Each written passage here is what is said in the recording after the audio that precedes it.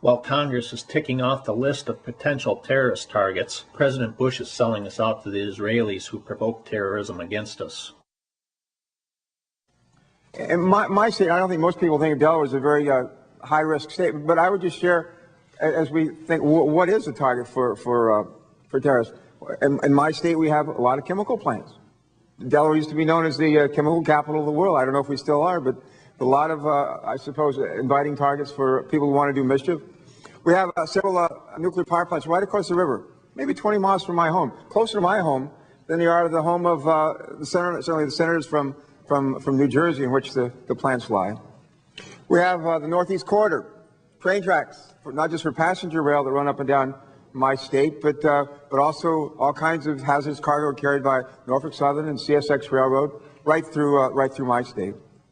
We have a vibrant, busy port. We have a very busy river, Delaware River. Hazardous cargoes are up and down that river every single day. There's some people who might look at those in my state and say, well, there's not much risk there, and as a result, they don't need extra money for it. Well, in my judgment, those are risky targets. But those are targets that invite some mischief.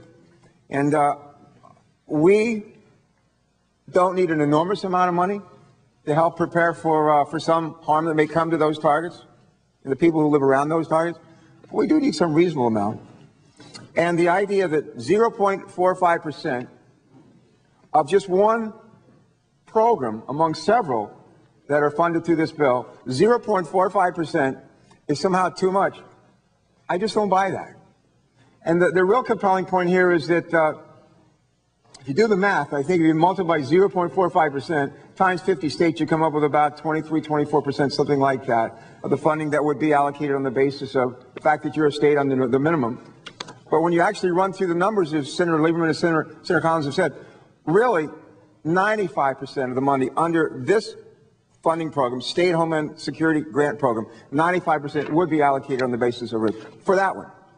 For the Urban Area Security Initiative, I think all the money is allocated on the basis of risk.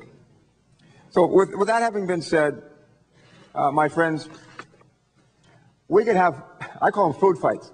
We're going to have food fights and debates all day trying to figure out, should the minimum be 0.75%? Should it be 0.45%? Should it be 0.25%? And what our committee has done is said 0.75% is too much.